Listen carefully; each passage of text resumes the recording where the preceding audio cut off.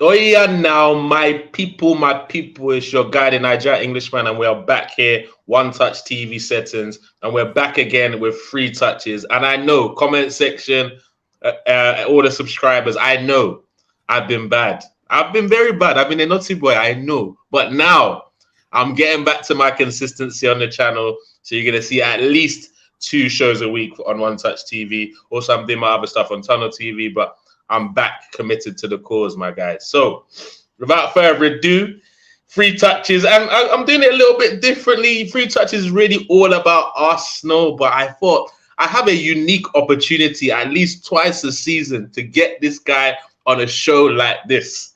So I'm going to introduce him last because you've seen his face before. You've not seen this guy's face too often. I think he's come on the show just one time and he's back again. He's probably he's the one Gooner that gets me gassed. Even when I'm trying to not be gassed, I'm trying to just be calm and humble. I listen to this guy for 5 minutes and he's got he got me pumped up, the veins popping out. He's got me in the zone. And sometimes I don't like it because I want to be scared.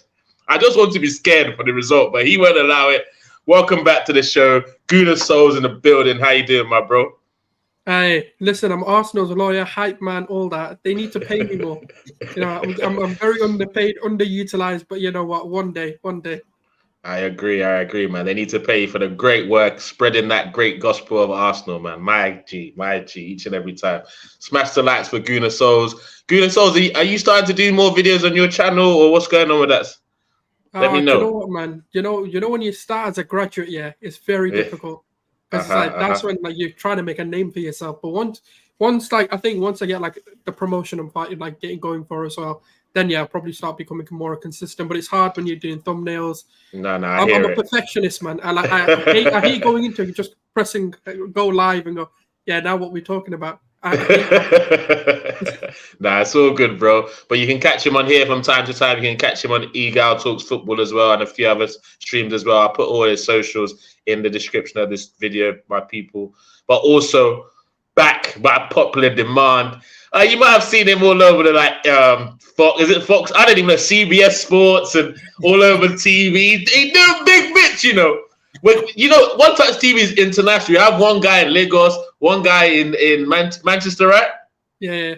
And another guy in Sao Paulo. Do you get what I'm saying? How many streamers can say that? Do you get me? Not only do I have a guy in Sao Paulo, I've got a South African in Sao Paulo. How about that? My guy, the man, the myth, the legend, Mbizo, aka the professor, back in the building. How you doing, my bro? Oh, my guy, it's an absolute delight to be back here. Yeah, I've been a little bit absent. Just hustling on this life thing. But it's a delight to be here with you, gents, in this esteemed panel. Thanks for having me, my boy. It's a pleasure. It's always a pleasure to have you here. But he knows that at least twice a year, he's going to get a phone call from me to discuss this particular fixture. But we're going to get into that a little bit later. But what we're going to start with, which I know a lot of Chelsea fans are not too excited about, what transpired in the transfer window today. Todd Bowley and his goons are trying to bully everyone. But a guy, a Niger/French/English boy called Michael Olise, he turned them down. First of all, how do you feel about that, Mbizo? And what are you expecting from him when he comes back this season? Let's just start there. Oh, I'm absolutely delighted, brah. I mean, even at playing 50% of the season, the boy is a serious talent. The baller. And I think his refusing Chelsea and re-signing a long-term contract, I think, is a demonstration of his commitment to the club. And obviously, that will endear him to the fans even more than he was already. So I'm delighted about that. And I think he also just made a good decision for his career. I think going to Chelsea now, it's too much competition for places. We know these guys have signed every footballer that was available to be signed at the transfer window. And so, where would be the space? It's only inevitable that a couple of players at Chelsea will have a decline in their career trajectory this season. There's absolutely no doubt because there's no space for all of them to play. And it's unfortunate, but it's the reality of the situation. So I'm just delighted that it won't happen to him. And the truth is, one of these days he's going. One of these days he's going. Even the chairman said it. He's going all the way to the top, he said. It's obvious, but at least until that time, he has an opportunity to develop more. He has an opportunity to get closer to his potential, which, as Akpos knows, is better than Bukayo Saka. So this man wants the possible one. Hey, don't sprinkle that here. Sulz is right up top here. I know he didn't hear that last thing you said under your breath because he would have bit. He definitely would have bit. So I'm going to let you go back and watch that. I'm not going to ask him to repeat that statement on stream, okay? But before we get into more of it, and I agree with the stuff you're saying, like this guy is a talent that's should go to the top. And I don't know about you guys. I don't know if I love his blasé approach to like interviews and how he's so whatever when he scores goals. Or do I think that needs to intensify for him to go to that next level? I don't know yet.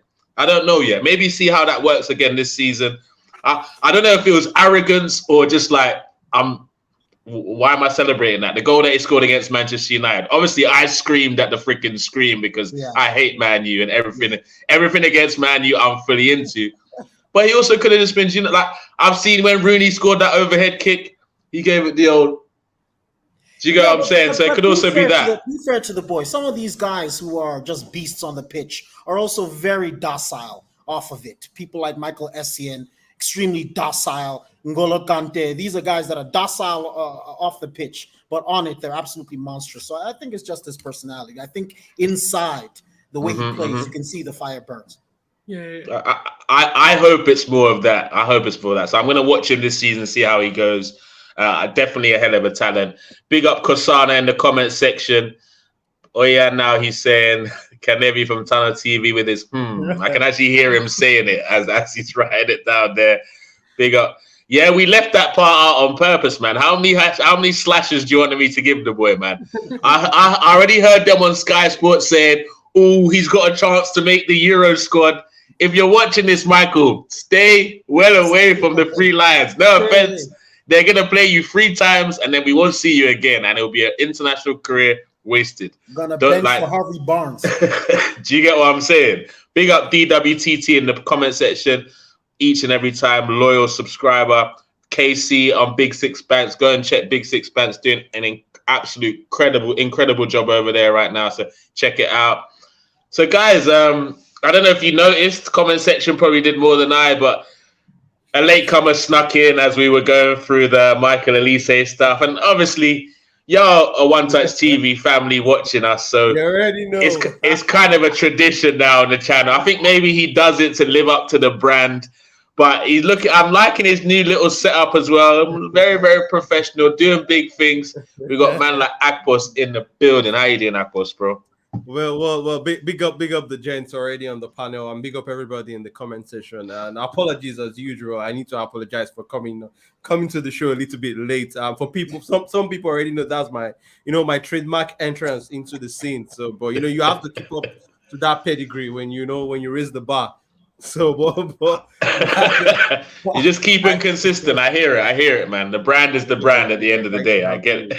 Big up, bro. Smash the like, whether you're watching now, you're watching on the replay, comments, share. Every like, every share, every subscriber helps the channel and helps us all give you more and more great content. And of course, Kasana, it's only right? It wouldn't be Akpos if he wasn't late. But guys, I mean, obviously we talked about Lisa. I want to start with obviously, just to touch on the Timber situation. So obviously Timber, I personally thought he was on track to be, and obviously I'm getting excited because he's only played 1 game.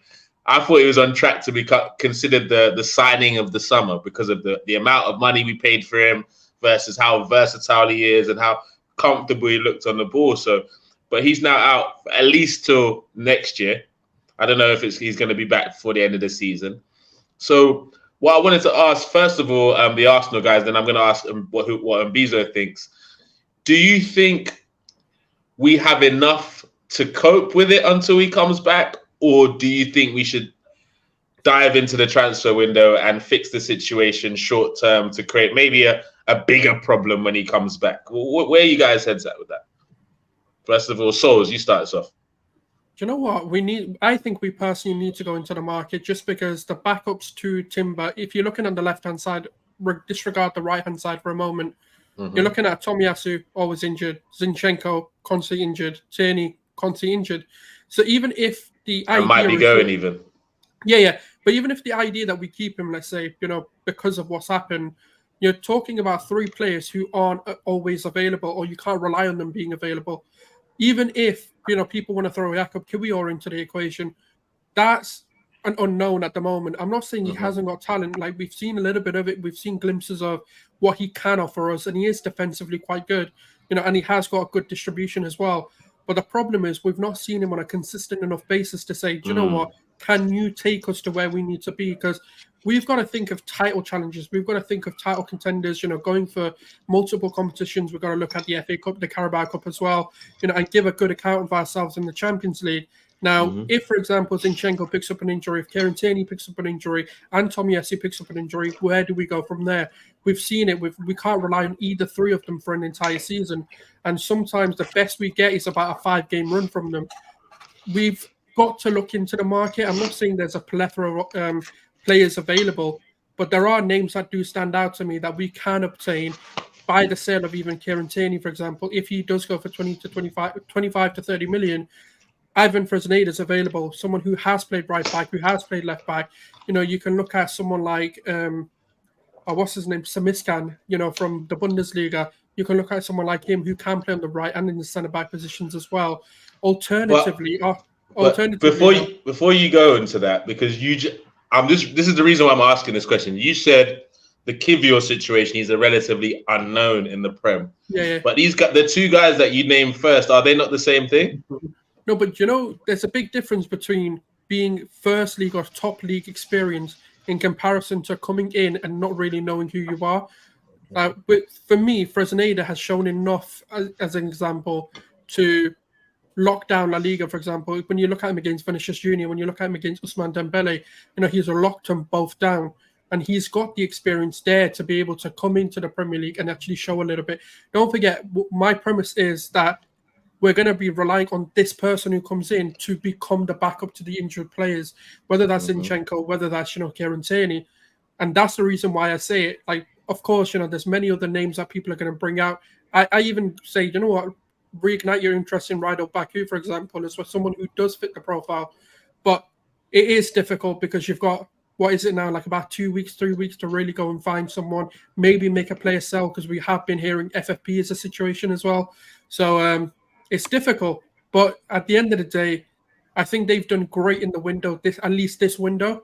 So I do trust them to go and make the right decisions, to go and identify the right people. So I'm hoping they've got a plan, or they've got to reignite interest in a previously interested player. So that's all I can say, really. I mean, I think we need to get someone, but can we cope till January is a different proposition.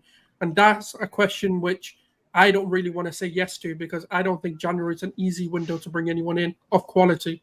So I hope they do. Okay. All right, fair enough. Akpos, do you agree with him, or do you have a little bit of a different thought? Big up firstly. Big up to the brother Sulz. I think I agree with some of his contribution on the matter, but I would slightly disagree with the part where he said it's going to be difficult in terms of getting that player in. Because I think for these top club, every football club, you should have a recruitment department where you have guys who are constantly looking at 1 or 2 names, 1 or 2 players in every position for you for eventualities like what just happened with the Urian Timber situation. So these guys are getting paid top money, so they should be working around the clock every day, every single day of the season to make sure that there's a player readily available if you are asked to bring up a name to pull up. I was just talking with Mbizo today about how some of this club, all this big team, because I don't think like these guys are doing enough in terms of picking out these gems that are out there. We see all the top clubs. They're so lazy at it, aren't they? They're exactly. lazy when it comes and lazy was the word Mbizo used to describe the situation. What we are seeing, all this stuff. I'm not in the group, so I missed that one this time. You missed that. You missed it definitely. I go return tomorrow with full effects.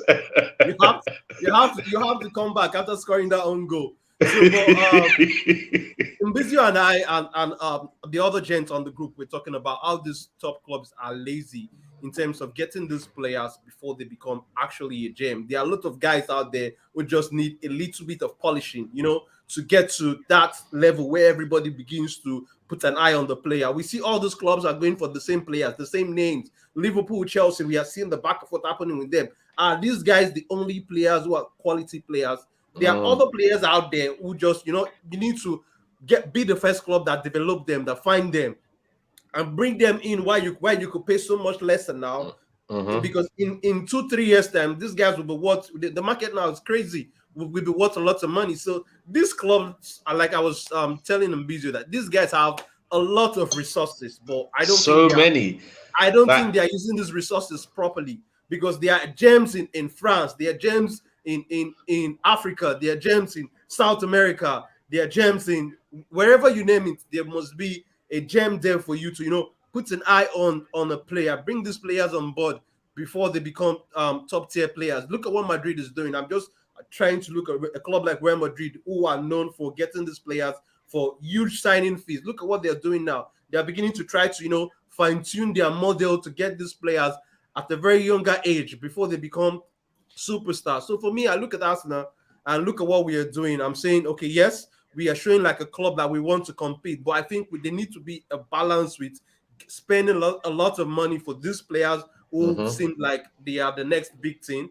and also going out there to get some of these gems who might cost so little. Look at what we did with Gabriel Martinelli. We brought a player in for, let's say, peanuts, but like Mbizo was saying, even though he does not agree with me that Martinelli worth so much more now, he said that we grow the aspect. So I want to see us, I want to see us in some of these situations. The player must not be a marquee signing, must not command a huge transfer fees, but there are gems out there in different positions we can bring in for next to nothing, and these players can mold into a star. Can I play devil's advocate to that point though?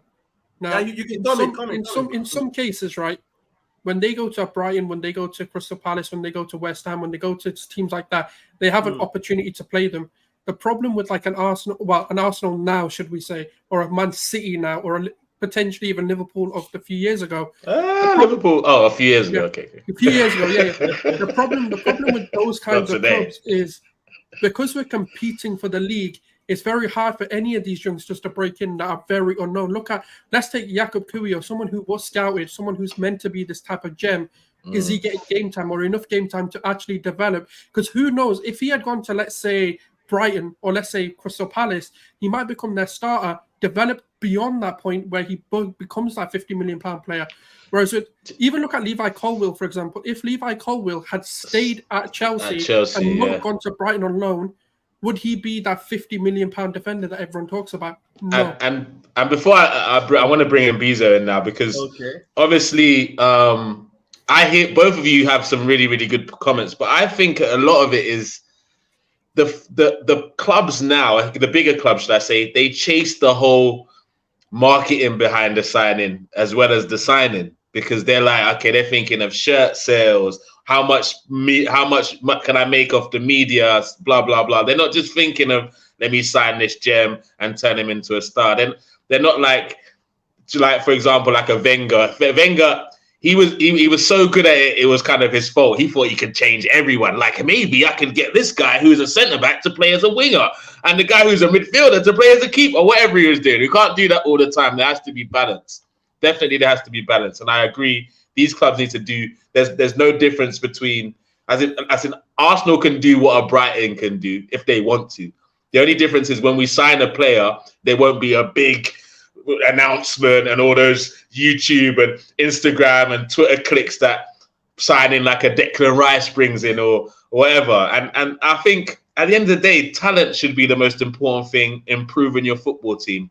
But Mbizo, do you think Arsenal have enough to cope with the Timber situation, or you agree with some of the panel and think maybe it's like we should show that big club mindset and just replace him straight away and deal with the consequences later, if there are any? I think Sulz brought up a very good point, which was, what are the expectations of the club? What does Arsenal want to achieve? if Arsenal was still in that phase where we say, oh look, they're rebuilding, any achievement above the top 4 is still a good achievement, then maybe we're saying, yeah, okay, they can survive without him for some time.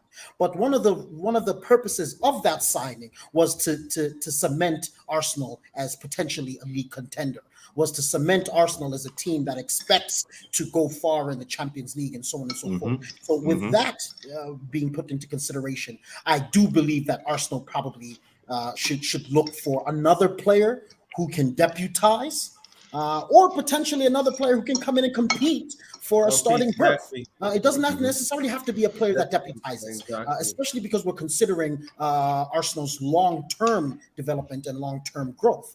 I'm not sure exactly what's going on between him and Arteta, but a player like Tavares, for example, I think he's a good player. I know there were some issues. Tavares is not ready. But look, I mean, you compare him. There's no comparison between him and that Scottish. Don't do it, though. Look, all I'm saying is that if you want to survive his absence, then yes, that can be done. But if you want to thrive in his absence, then certainly another signing is going to be critical of some kind. So I agree with Sulz on that point. Okay, so obviously you're definitely someone I come to as you're like my mini scout. If I need some extra insight on a player that is a little bit unknown from a league that I don't watch too tough, I come to you. Obviously knowing our situation, is there any player that you can think of that would be perfect for this scenario for Arsenal at a good price, or any couple of players you? Yeah, at a good price becomes quite difficult. But somebody in the comments, for example, mentioned Simakan, who is a spectacular player, and I think I've said it before to Akpos and a bunch of guys. In France, there's a star player making a debut every weekend. You're telling me you can't go and pay attention there and find a versatile young African boy who's hungry and ready to succeed? Of course you can. There's a couple of good right backs burgeoning here in Brazil as well. There's a boy called Gabriel Menino. I believe he's still here with Palmeiras. This is a kid that's winning the Brasileirão. He's winning Libertadores. Also very, very versatile. Can play in the middle, similar to Timber. That he can play in the center. He can play out wide. Probably can deputize on the left. So he's another very versatile player that likes to get up and down. Can do everything. So the key is, as Akpos and I have discussed, the talent is there. The question is, how committed are you to finding talent at a reasonable price? And honestly, the pattern of behavior from these clubs is that they're not very committed to finding reasonably priced players. So I'm not sure what Arsenal will do, but for sure, if they want to thrive in the absence of, for me, I agree with you, Timber would have been probably the signing of the season. Absolutely spectacular. I think my opinion on the boy. Absolutely. So in his absence, a key piece to the title challenge, you need to do something to deputize there in his absence for sure. Because even when he comes back, who's to say he will be the same caliber of player immediately? That's always the question. Are they going to come back the same, different? Are they going to have enough time to even settle back in the team before the end of the season? Do we have to wait for next season? What's going to happen? You're right. A lot of these questions are going to be asked by him for when he returns. Let me get into some of the comment section. I don't know if this is breaking news or just news. Forest just signed for Fana. I'm not going to lie. I like that boy. And when they were here, I was hearing prices like 30, 35 million for him. Boy, I was very excited about potentially getting him in, as well as a Rice or a Caicedo this summer. For me, I wanted Rice and Lavia, because for then we were on a madness. I'm not going to lie to you. Arsenal, everybody, they fear us if we had them two signings. But we got Rice. I would have liked us to get more, but we didn't. And someone like Fofana would have been a really good acquisition, someone to push him, and a great replacement, a ready-made replacement for when I think Partey does move on, which is next summer. He would have been perfect, but whatever. We're too lazy when it comes to scouting, so we move. Also, Kudus close to West Ham. I hope that's a lie because I won't lie. I would love to collect that boy. Bro, I don't know. I don't know what the panel thinks about that one, but Kudus to Arsenal. Shouldn't we be paying more attention to that, guys? Any of you? I think we should be paying more attention to a signing like Kudus for me because I think Kudus is a top player. So he comes in, he can be able to play. You said? You need a left winger. That's what you need. Just leave bro.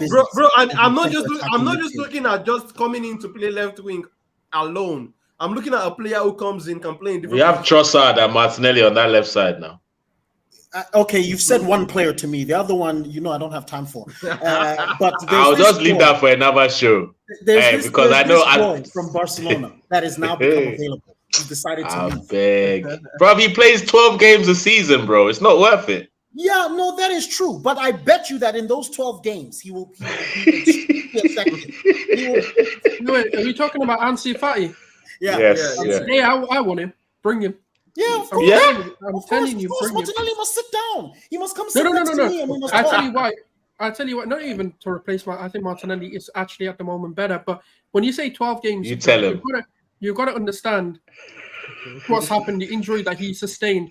When you understand that and the way he was misused, he was brought back too early. He was brought back into an El Clasico game. That was his first game back. That's wild. And imagine playing Timbers in a North London derby at your first game.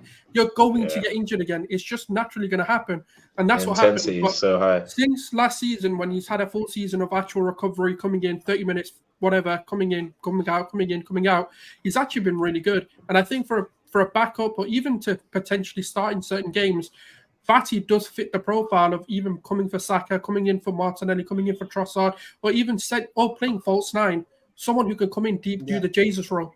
So that's the reason I look at it. Do you know what? I can't lie. I've not seen, when I've watched him play, it's either through the middle or off the left. I don't know if any of you can tell me how he looks off the right. I've not seen it enough. So if you look at it when he burst onto the scene, when Messi was still there as well, before he got given the number 10, he actually played on the right. So when he came as his debut, even if you look at him, La Masia, he played on the right, he played in the 10. So that's where he predominantly played. But because obviously when you've got Lionel Messi in your team, you've got to adapt, you figure out your position elsewhere. You're breaking in wherever you can, really. So he played down the middle when he broke in as well. So he was playing right, centre. So I do think he's a very versatile player. He is that Arteta mold. And I think what he could do is what he did to Martinelli, take him out of the firing line, develop him while strengthening his body again, and bring him in to be an absolute beast. And I will tell you now, people will have headaches, just like they are with Trossard and Martinelli. You will have even more headaches. You'll be like, I don't even know if I want Jesus to play, because that's how good this kid is. Look, I'm not saying he's not talented, but comment section, let me know how many is the most amount of games my guy has played in a season. League games, That's my issue. I hear you. Yeah, there's no Arsenal player that plays more than 12 games anyway. Your entire squad is always in the hospital. Come on now. So we should now add more hospital patients, Abby. We shouldn't get fit ones. That's why we decide Rice over Caicedo, because that guy don't miss nothing. Even though we might be missing something. I personally think Caicedo is a better player than Rice. I know Sulz doesn't agree, and a few other people would not agree, and that's fine. But for me, I think where Rice trumps man like Caicedo is the fact that he's missed 2 games in 4 years. And it might seem like nothing, but when you're an Arsenal fan, availability is one of the best abilities because whenever we need a player to be fit, he's always injured. So I think that they definitely took his injury record into consideration, bringing him in. But yeah, Akpos, you wanted to say something about Fati, sorry? For me, I'm saying I would take him all day. I've been hearing, we've been saying some rumors about the other Spanish guy from Barcelona. Who Torres? Torres.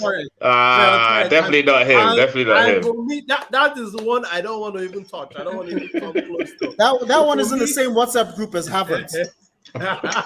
So for me, I cannot like Mbizo just right this, I cannot have Havertz and Torres in my team. I don't want to. How many passengers do you want us to have? Wait. What's the Havertz agenda, bro?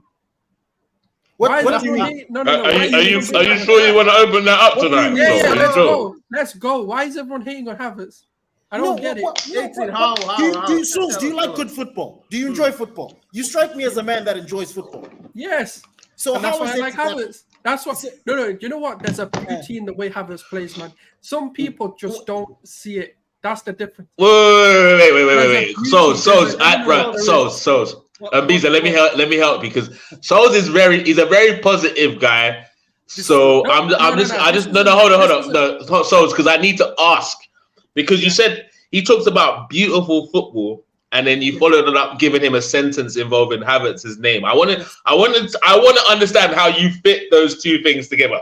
I'm all ears, bro. I'm all ears. So I watch football differently. I don't actually watch the person. Clearly, I like watching football from a larger view, from a bird eye view. So seeing how other players are reacting to the ball being given to someone. When you look at Havertz, right, you can clearly see there's two things that Arteta's told him. He goes, "You're going to be a two-way threat. You're going to be a threat off the ball." But if that is not the case, you're going to be the threat on the ball. So when you look at him, even as a Forest game, for example, the positions he holds up, the only thing he's missing now is demanding respect in the Premier League, which is only going to come once he bangs a few goals, which I agree he needs to do. The minute he does that, what he's going to do... I'm going to let you take this one, Mbizo. Sorry, continue. And I'll explain it. Once I land, you'll understand where I'm going with it. He starts, let's say, scoring those goals, what's going to happen is even if he then becomes not a goal threat, his positioning on the pitch is going to draw players to him, allowing other players to be more open, like the Odegaards, like your Sakas, like your Martinellis, because he's going to draw players towards him. If that doesn't happen and the defenders, let's say, hold off him, what's going to happen? Watch his positioning. You know what it is? Come back to me in 3 weeks' time and then tell me that when you've watched him this, about 3 more weeks of games, like where there's actually One Touch TV viewers. Remember you heard it first. Career, if you want to, because of football. All right, look at him. Okay, Leverkusen's a prime example. Forget his jack. I have said he's good. Let's talk about Leverkusen. Yeah, he was good because that's where I first saw him. Never saw anything special about him. Never, not once saw anything special about him. In fact, what I tend to see about Kai Havertz is that, you say all these things about his movement off the ball and so on and so forth. I can't say that I necessarily agree, but what I can absolutely disagree with is his threat on the ball. The boy can barely complete a simple pass, okay? When I watch him in a match, he makes mistakes that I would not let my youth team players make. But he didn't make a mistake in the Forest game. Let's if we talk about his time at Arsenal, there's not really been that many threatening balls that he's missed. He's actually been fine. I did watch him at Arsenal. He seems lazy to me in opening space. If you're talking about a lazy player, how come he's winning games? He's top 3 let me for finish, Sulz. I'll let you finish, my brother. Let me finish. So for his size, okay, he's weak. So he can't even compete for a ball. A man that size that can't fight for the ball. Okay, he's not good in the air. Okay, despite having scored 1 or 2 goals. I mean, Messi has scored 1 or 2 goals on the head. That doesn't make you a genius in the air. Okay, he makes a lot of mistakes. He makes a lot of the wrong decisions. He's slow. Okay, he can't. He's. I really felt that slow. He really all the players in that Arsenal team. So for me, Kai Havertz, he's not even the kind of player I use when he's on my team, let alone go and spend 65 million to bring him to my squad. I absolutely would not do it, especially in world football where you have loads of superior players for the same price or less. He's the kind of player for me that actually will take away from what Arsenal is trying to do and the way that Arsenal is trying to play. Because in order for him to be successful at Arsenal, they're going to have to cater to him. The same way Chelsea tried to do, but because he's so poor, even the entire team catering to your success, he was unable to do it. Well, that's where I disagree, right? So when you talk about he's too weak to win headers, he was actually winning them over Diaz in the Community Shield. He was winning them over John Stones in the Community Shield. He was actually the first player to actually break their possession spell in the 20 minutes they had it. So when you talk about that, we could talk about the best team we see in the country right now, in the world we see right now. The treble-winning Man City side, he's competing for duels against their centre-backs. So when I hear those comments, I clearly see you've not watched those games. When I see him against that, when you look at him against Nottingham Forest, one of the highest duels ones in that game in the midfield, granted, he's not the most pleasing on the eye. So wasn't Granit Xhaka, but Granit Xhaka was effective last season in what he did. He wasn't pleasing. He wasn't like, oh my God, look at this guy running like Messi. He's not going to do that. And like I said, there's certain things that Arteta wants his players to do that we disagree with. Even as fans, we think, what the fuck is he doing with Trossard playing in the 8 in pre-season? We question every little thing, but it comes out to becoming true. Now, but Trossard is a quality player, and he's a technical, he's an intelligent player who has the tactical acumen to play in that position. But people question why he's playing in the 8. For example, people question Nketiah playing. Guess what happened? He scored. No, I'm not saying you. I'm just saying. I get the example. I get the example. I hear it. People question Nketiah playing. People question the idea of Gabriel Magalhaes not starting. People question a lot, but we still won the game. So when I look at Arteta and then break down the player, forgetting about agendas. Look, I can have an agenda against Kai Havertz and say, look, he's one of the shittest players ever. But you've got to break it down. I can disagree with many signings that Arteta's made, but I can break it down and go, okay, this is why it makes sense. And I do think he has got the things that I disagree where people say he's bad at. His movement off the ball is actually superior to a lot of players. Okay. This is what. Let's give examples, because when you say a lot of players, we run into some problems. Who is he superior to? That is a quality throw a player. name and I'll tell you. Because list off players. Like, how many players do you want me to list off? No, just give me an But example. There's loads of shit players as well. We can go to Sunday League and start listing off players from Sunday League. Nah, we're talking about quality. Like, yeah, but that's what I mean. To understand the comparison. So if you're saying I think he's top 5 in the league for movement. For off-ball movement, I put him top 5 for off-ball movement alone. Okay, so this is I'm gonna interject. I'm gonna interject here. This is what I would say about Havertz. This is what I said. Remember what I said at the beginning. Once he starts scoring goals, is when it becomes more prominent how good his movement is. All right. So this is what I was saying. Let me just respond to that as well. It's important that everybody knows my perspective on football. You can be a poor player and score goals, and you can be a good player and not score so many goals. You can be a good player and not have particularly attractive statistics, and you can be a poor player and look great statistically. If Kai Havertz starts scoring goals, I'm be very happy for you guys. It will never make him a good player. I hear it, but it can make him effective in our system, and I'm okay with him, and I'm okay with him being that guy. Yeah, like this is what I say about Havertz, yeah, because I heard what you're both saying. For me, I just can't. This is me personally. I don't Sulz, Akpos, other Arsenal fans, Mbizo. I don't know about you, but me personally, I just can't allow myself to go from killing this boy for 3 years, killing him all his movement, his misses, all this stuff. Like watching him do poorly and then be like, but I see what Arteta's coming from. So I'm not going to do that. And neither of you, Sulz, in your defense, you haven't completely just said, he's just going to be great at Arsenal. You said you understand why he bought him. I'm still not even there. I'm still not there. I'm not going to lie to you. But with that being said, his first 2 games for Arsenal, Community Shield and Nottingham Forest, I've not been upset about what I've seen. Is that because my expectations really low? Hold on. Well, let me land.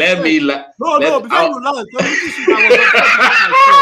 I was upset. Let me start from there. I was upset. I had to call Kester. You know him, my Chelsea fan friend. He's a coach. I had to call him like, bro, this is what you guys are facing with Kai Havertz. Community, I was upset. If you were not upset, me, I was upset. Let 2 big chance against a monster opponent like Man City, where you have a chance, you need to take it. No, I hear it. Look. He can't hit the target. He either no. Dribbling ball. You're right. You're right. He's poor. Guys, you're right, and I don't like him either. But I've enjoyed his movement. I'm not sold on the signing. I'm not sold on the player, but I've liked the movement. If he can add that, if he can do the situation where he scored that goal against Man City, if he can be a little bit more, I think against Forest, for me, he was way too safe. But the reason why I'm not going to go too in on him is his first game of the Emirates. He maybe doesn't want the fans to get on him with some. So I'm going to allow that one. And I told him, I don't know if I said it in our group, but I said, you know what? I'm going to give him 10 games. 10 games. I'm not going to scrutinize everything he does. I'm just going to give it 10 games of just watching him with an open mind and let him impress me. I'm going to try and ignore the shit I watched the last 2-3 years and just watch Arsenal's Kai Havertz and just make my decision then. In 10 games time, I'll decide whether I like what he is, I see what he's doing, or is exactly what I thought it was? Dog Bring shit. me back on for the carnage because there are few things. I told you guys. Remember, I told you guys that this signing threatens my self-image because if Kai Havertz does well at Arsenal, it means I don't know football. It means I don't know football because there's no football that boy plays. So if he does well, I'm going to have to re-examine my life because there is I can't wait. I'm telling you now, he'll bags against you. He'll bag easy. If he starts, he's gonna score this week, yeah, just to spite you. And it's gonna be like a shin roller. It's gonna be like a shin roller off his ass or something. Very clear. He could go. Even Harry Maguire has scored goals. Let me be very clear. A goal will not convince me. If he scores, I will be hurt. So I'll be hurt if he scores against us. 2 goals. I'll make it 2 goals. All right, look. You see. At the end of the day, I want my team's players to do well, and I wish Havertz saw them. I want him to shut me up.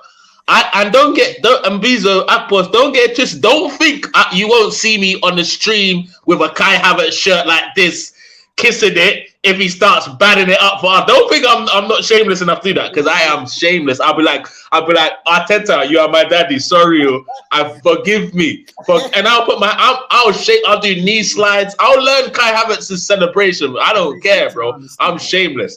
But as it is, I just do not see it. So smash the like button, my people. Share, comment, subscribe. I'm going to get into some of the comments. Big up the Red Pitch podcast. You're dropping some great bombs on the show the other day. Big up.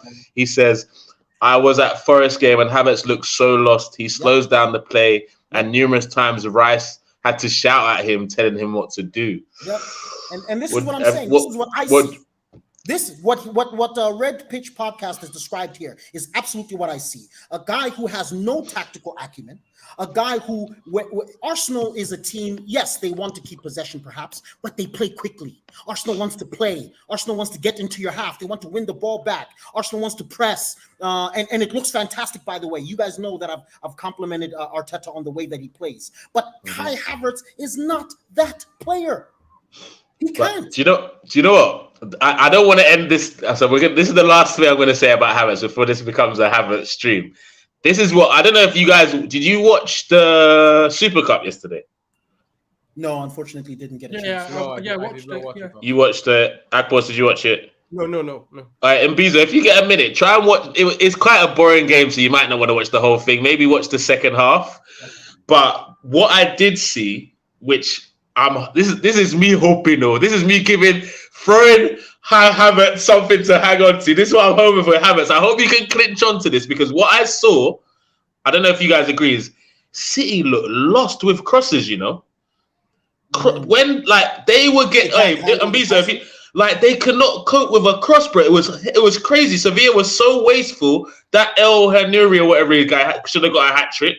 The cross, it was absolutely nuts. I'm like, rah, if Havertz can get good in the air, we might have a plan B against City. And I'm probably reaching with that, but let me reach all the way for the heavens, I beg, because City looked lost. And our 3 chances came from crosses. Bro, if he could be that guy, get me 6 headers a season. Hey, Kai Havertz, bro, the silky German, we're gonna call him from here to the end, bro. Those 6 goals, score 2 against City in each game. I'm okay. Yeah, as in, I'm very okay. Collect my 6 points, sharp. If anyone talk. Live, worth every penny, because those goals hopefully win the game, and I'm allowed to go on the stream and pump my chest because of Kai Havertz, shamelessly, bro, shamelessly. But guys, let me get into some of the other comments. He says top 5 off the ball movement is wrong. I'll let you respond to that another time though. Havertz is going to really need to step it up if he's going to be a success. Big up Eagle Talks Football in the building, my guy, each and every time. But let's get into this. The last 15 minutes. Let's get into this Crystal Palace game. It's a London derby. I think and Mbizo, you've seen it for a number of seasons. We kind of have a hoodoo against you guys of late. I was very surprised and very happy. Judge me if you want, that we were able to take 6 points off you for the first time in freaking ever last season. But it's a new season. Patrick's left. It's Roy's team. Roy's back. I know that stresses you out, but he kept you guys up. Even though I think Patrick would have kept them up as well, but because of the fixtures that Hodgson came in for. But this is not about that. So Crystal Palace away.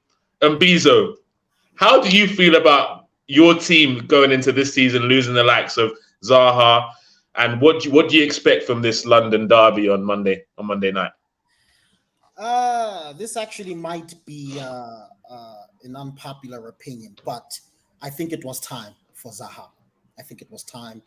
And I understand him leaving. I understand that process having happened. I wish he had gone to a bigger, more prestigious club than Galatasaray. Or alternatively, honestly, go to Saudi Arabia and make money. What are you doing in Turkey? Okay, but that's a whole different stream, right? The boy has lots of refugees to feed there at home. Yeah. But okay, all right, fine.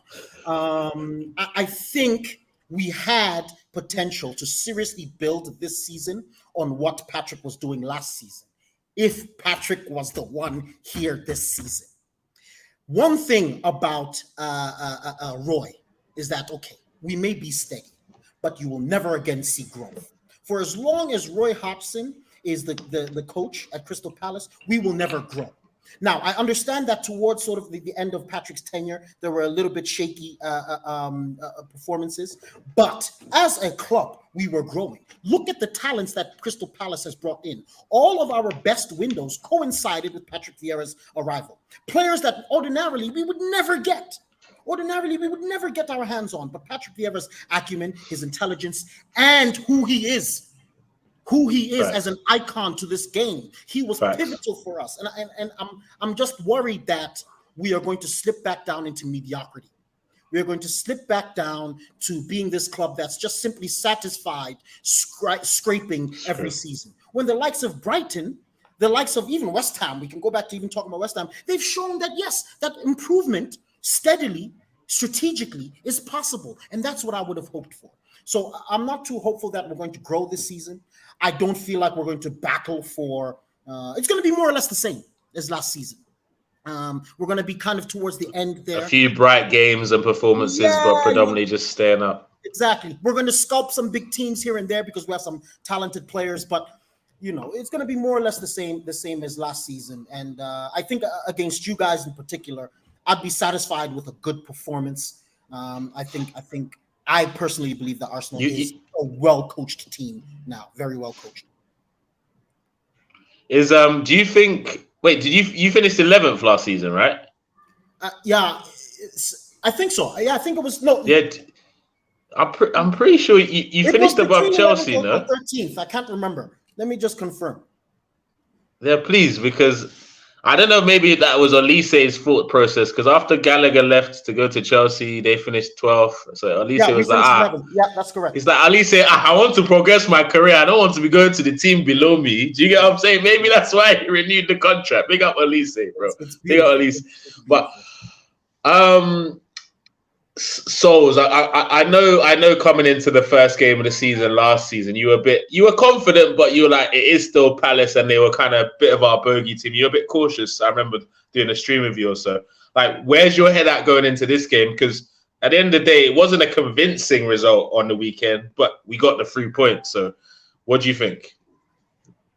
You know what it is? The biggest thing for me is that Newcastle, Man City play each other. So that could be potential for Man City to drop points or potential for Newcastle to drop points, which puts a lot of pressure on our game in terms of first it's always a win. The last game of the weekend, Yeah, I'm not saying that we shouldn't be winning that anyway, regardless of that fixture. But it does show that, especially if Man City drop points, can we go and do what we did last season and better them in every result we can? And look, Crystal Palace, Selhurst Park, Monday night, everyone's going to be watching. These are the kinds of games that we tend to lose prior to last season. I want to see the pattern being broken, and I want it to continue being broken. Last season, we were the first game of the season. We broke, the Premier League. It was 3-0, convincing. No one thought that was coming. And no one thought the season, the way it's like from the 3-0 from Crystal Palace to becoming title contenders was even going to be the story of the season. But it did become that. And for me, we need to continue that rhythm. We need to continue. Yes, it wasn't a convincing win. It wasn't a beautiful win on the weekend against Nottingham Forest, but we need to go to Palace and make it convincing. We need to not let that sloppy goal that we conceded happen. We need to rectify a lot of those mistakes, and we need to do it quick. But also, I'm kind of intrigued to see how Arteta sets up. Is he going to do something similar, or is he going to actually take Crystal Palace's threat seriously? You know, we know Edouard is a good player regardless of his returns. We know, for example, Eze is a really good player. You know, they have got a few players there. Even Ayew, I don't know if he's still there, but Ayew's been a... No, he likes to score against us, Sha. So I'll give you live that. in Manchester. I'm coming to beef you, Sulz. You and I, we're gonna come. No. And now it's that Ghanaian boy. No, but he likes to score against us. I don't know why he loves to turn up against us. So I get it. Arteta's namesake, Mateta, he always likes scoring. That guy gives us issues. You're right, you know. You're right, you know. It's one of those ones, where it's like, as much as I think, yes, this can be a roll in the park, yes, we will be beating them convincingly, there are a few players that just worry me a little bit. I still think we're going to win. I'm not sitting there and saying I'm being like, oh, no, we're not going to win. It might be a draw. No, I'm still very, very confident we beat them. But I am cautious. I'm optimistically cautious that there are players who just annoy the hell out of me. They're like, why do you have to turn up now? You'll never turn up for the whole season. But today, you decide to have the game of your life. Yeah. But yes, I agree, DWCT. And Anderson Zaha was a threat last season. Even in that Anderson's crossfield balls. Zaha is a penalty threat. That man can dive convincingly against us. He gets fouled like crazy though, bro. But yeah, he takes advantage of it for sure. The reason why I've said that, I understand this is a good opportunity for us with Zaha leaving, is that if you look at we were kind of like Tottenham with Harry Kane in terms of Zaha. Give it to Zaha and he'll figure it out. Everything was designed to go through Zaha. Everything was designed for Zaha to perform, to be the goal scorer, to be the one at the end of it. In the final third, everything Zaha. And obviously he's a quality player. But when you start to attack as if you're a monolith, your football will decline. And I think this is a great opportunity for us to begin to spread the ball and to recognize that we have a number of talented players, all of whom Sulz mentioned, that can also contribute to this attack. And there was a lot of times with Zaha, he'll dwell on the ball, he'll hold it, could have released, could have done this, could have done that, but it's Zaha, so he holds, and then, okay, the foul comes in, and then he fights, and then, it was too much. It was the Zaha, like for real. When you have talented players that can also do the job. To spread the play to, 100%. Will expand, right. And I think it won't be immediate, but moving forward, there's an opportunity for us to develop a more holistic approach with the number of talented players that we have. For sure. Almost smash the like button, my people. Share, comments, add your notifications, whatever you need to do. Just get involved, guys. Appreciate Eagle Talks Football for bringing some people over as well. If you're one of my subscribers and you don't subscribe to Eagle, you're crazy. Great Arsenal content as well. Go over there and check it out. But before we bring Akpos in, I just want Mbizo just address this comment real quick. I think it's a crazy question for me because maybe he hasn't been watching him, but is Eze the Eze from before his injury just asking for a friend? Eze, my boy. Tell your friend that What a player. And you know what? I think you guys remember that a couple of years ago, I predicted that he was going to surpass Zaha. So I guess that's the other reason I'm okay with Zaha leaving, because I think Eze is a superior player. He's more versatile. He's more team-oriented. I think he has a better overall emotional intelligence. I think he's a superior player already. But is he a game winner though? Don't forget, Zaha was a game winner. Like he could. Zaha became a game winner. Became a game winner, and he became so quite late. Eze is already on the verge of that at a younger age. I believe. Don't kill me about this comment. I'm gonna straight pass it to Akpos after this comment, so you can't attack me. I think this should be the last season at Crystal Palace. But yeah, Akpos, what do you think about?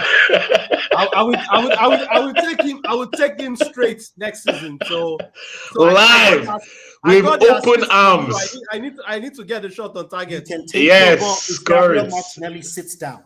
If you take him and Gabriel Martinelli starts, I go to London myself to fight. They can coexist in the same team, bro. They could. For me, it's not about. I think this is the place where we are at right now, Arsenal fans.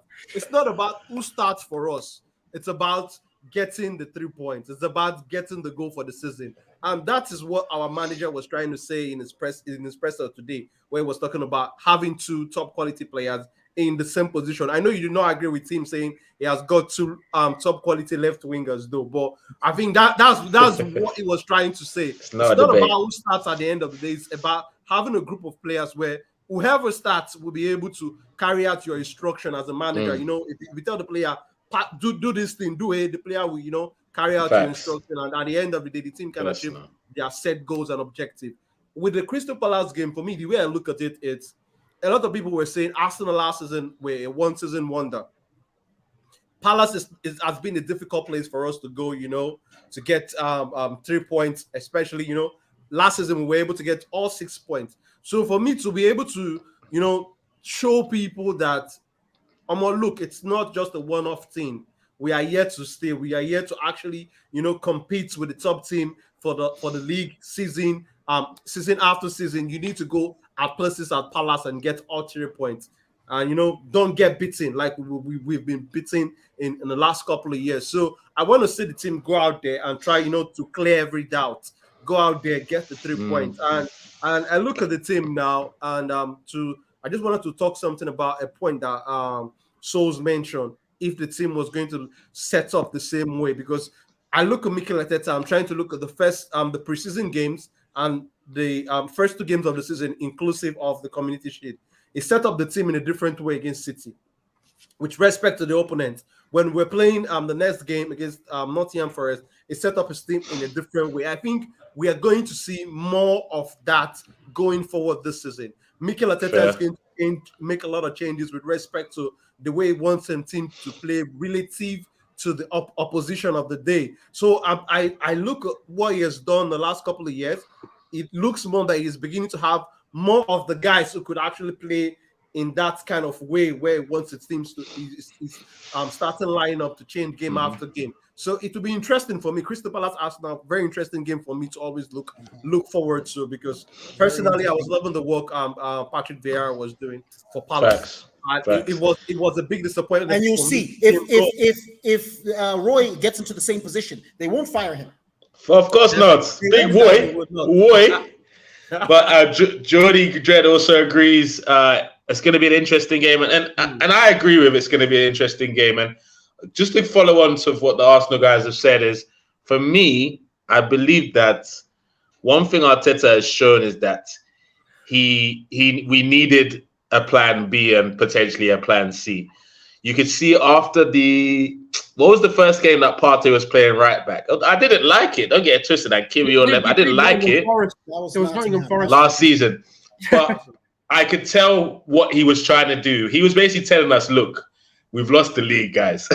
So let's just try and figure out a couple of new things, because we need to be less predictable. Because it got to the point where, you could predict every single Arsenal, like the starting lineup every week, which with just if we just look at the Nottingham Forest game, it's definitely confused the rest of the Premier League. Let's keep it a buck. It's confused them, because even if you look at what Arteta said after the season, he said one of the things he wants to change coming into the season is not being able to be predictable. The thing that lost us the league was every single game we had the same 11. This year is going to be different, and that's what he actually quoted. So we're going to see. And it's exciting, bro, because for me, I don't know about you guys, though, when I saw that lineup on Saturday morning, I was lost. But then I was lost for 2 minutes, and then this is how you know I'm an Arteta fan. Don't judge me, guys. Don't judge me. But this is how you know I'm Arteta in. I was like, after 2 minutes of panic, I was like, you know what? Our coach gets on. He's got it. I don't know what he's going to do. You know what I saw the line? But he's got it. The reaction was, we're winning the league. Oh my! So why do you always take us from one extreme to the other? So we're just chilling here talking about Crystal Palace, and you took us all the way to game week 38. Because the one thing I've been crying, I back this team. I don't really put negatives out there. I know. The one thing I absolutely hated was he wasn't flexible enough. He wouldn't change it when it mattered. And then when I saw that lineup, I was like, fuck me. First game of the season, man's already experimented. I'm like, yeah, we've won it. That's it, done. Look, and I hear it. Hey, Sulz, I'm not gonna let you do it to me this year. I'm not gonna let you gas me up. I'm gonna just come in with my own agenda and stick to it. I'm gonna block you out because certain things you did last bro, hey, it was crazy. But this is what I'll say, Mbizo, because as much as I'm excited about that first game and we had a little different patterns of play and we still got the 3 points, because for me, the first game of the season, just get the 3 points. There's one thing that I saw on Saturday that still scares me, and I hope we fix this quickly. I don't know, I'm sure you noticed it too, is the fact that when we scored that second goal, it's like we just switched off. We're like, okay, game done. Pass it around, no urgency. If just keep the ball away from them, basically, and just chill.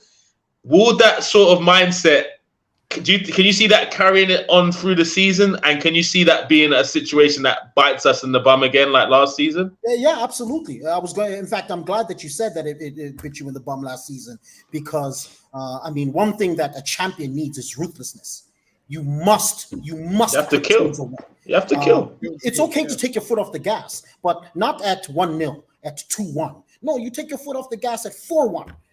Maybe depending on the time in the game, your game management, you say, okay, 3-1, you take the foot off the gas. But also, what does foot off the gas mean? Okay, maybe it means we maintain. That's the question. But we still press. We still press. We still win high. We still play in our opposition's half. So we don't sit back in our own half and invite pressure. Yeah. What is the definition as well of taking your foot off the gas? I think if Arsenal sort that out as well, which I think also comes from experience. The pain of losing games that you shouldn't have lost, the pain of just missing out. Hopefully it will motivate them to do better, because I'll be honest, I'm tired of seeing Man City win that damn thing. We all are. Don't tire fully. Somebody needs to dethrone them. Honestly, I'm tired of that Catalonian. Was he win everything? He winning Super Cup for jokes. Get Yaya Toure on the phone. You want him to bring back the curse, yeah? Bring back the curse. No, Yaya forgave him. Now he's winning trebles. Yaya must get back. It's true, yeah. Get back to work, Yaya, man. You had the plan before. You had it unlocked, man. You know what to do. Make it happen, bro. But guys, obviously, we've just gone over an hour now. I just want to get everyone's final thought about the game and their score predictions. Then we'll wrap up the show. Let me get into some of the comments before we wrap that up. Big up KM Box back in the comment section. Musto, first time I see you in the comments. I hope you're a subscriber. Share this page to a friend and a friend and a friend. I hope Arsenal wins the game. And any tough on Mohamed Kudus? I think he meant both. Okay. Any thoughts?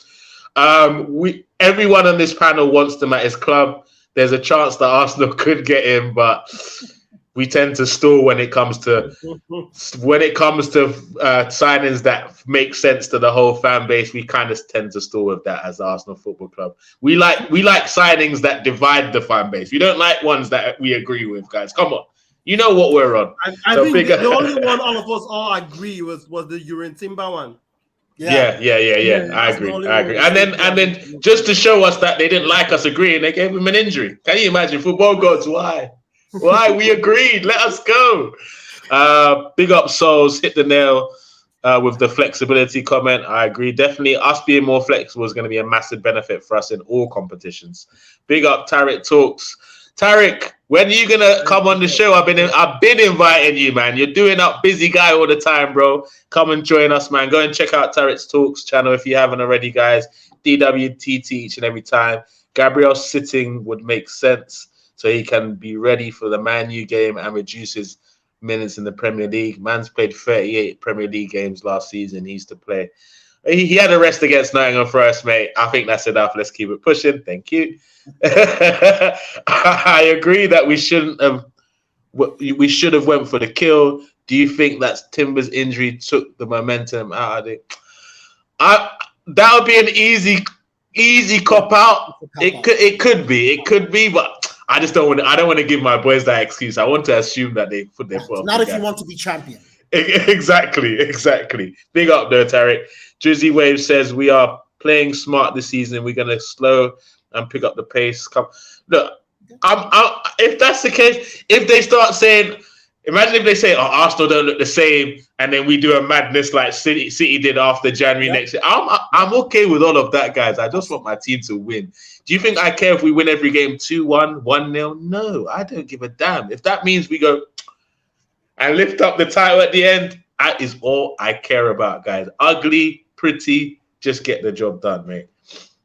All right, he said it now, live on One Touch TV. So, guys, we're going to hold him to that. Tarek is going to be on the next episode of Free Touches. He said it here on One Touch TV. So, guys, let's go around the room. Let's start with Akpos. Ooh, interesting. Look, I'm not letting myself get excited about a guy that only played 12 games for us this season. So, if he scores 12 in 12, then we might have to talk.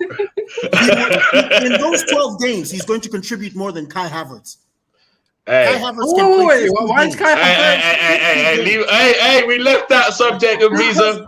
Violence, because I'm a violent man. Okay, so Akpos, give me your overview of how you think the game is going to go on Monday and what your score prediction as we wrap up the show. Well, for me, I think it's going to be a tough game. It'll be interesting to see who's going to get the win the midfield battle, because going to Crystal Palace, definitely it's going to be a very physical game, and I want to see the test for Declan Rice. In an Arsenal shirt playing against an opposition like Crystal Palace. Those guys in the middle of the park are going to be physical, because I know Thomas Partey can hold his own on a day.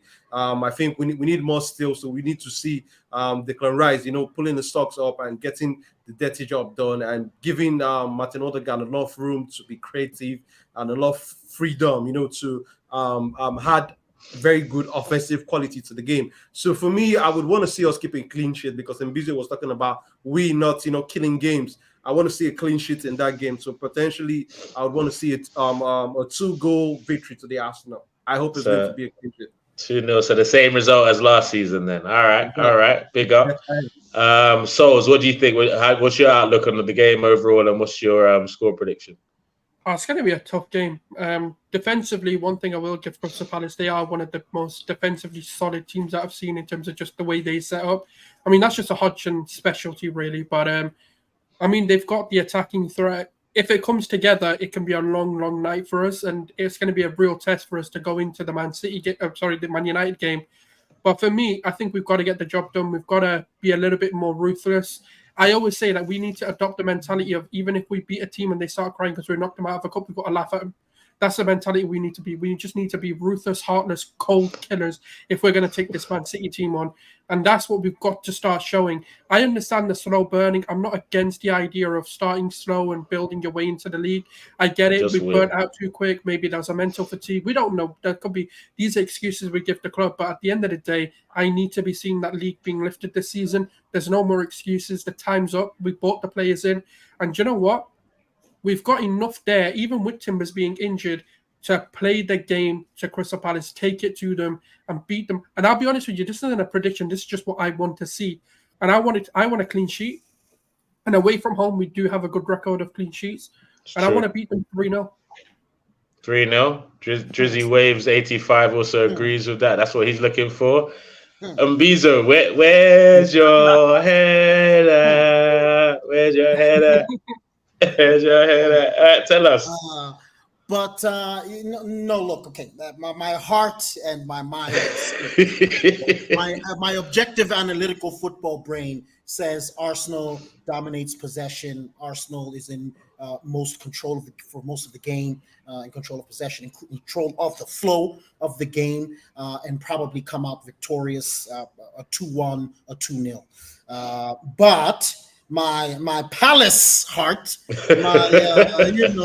my South London blood is saying that we scrape a point, we steal a point from you in a draw. Score draw? in a draw. in a draw with goals, 1-1 or 2-2. Okay, fair enough. Big up the Red Pitch podcast. Pitch podcast definitely goes. Send me a DM and we can figure that out. Red Pitch podcast. DWTT says 3-1 to the Gooners. So for me, I'm not gonna lie. I need Arteta to revert back to style. I want him to focus on getting 3 points versus how am I going to fit Kai Havertz into the team. No offense. Like let's just get back to no. Hey, Sulz, I have a reason. Like, look, I'd rather we're winning and he starts coming in as a substitute in a confidently winning team, so it increases his chance to be confident and just flow into it. I'd rather that than him starting games and people like me dissecting every little thing he does. Even though I know I shouldn't do it, my eyes are open on him because I don't get it. So it's going to be even more wide. If it's only 20 minutes a week, I can give him that. Do you know what I'm saying?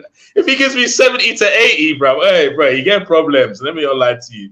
So I hope we refer back to, I want our strongest midfield for me is Rice, Partey, and Odegaard. That's what I want to see tomorrow.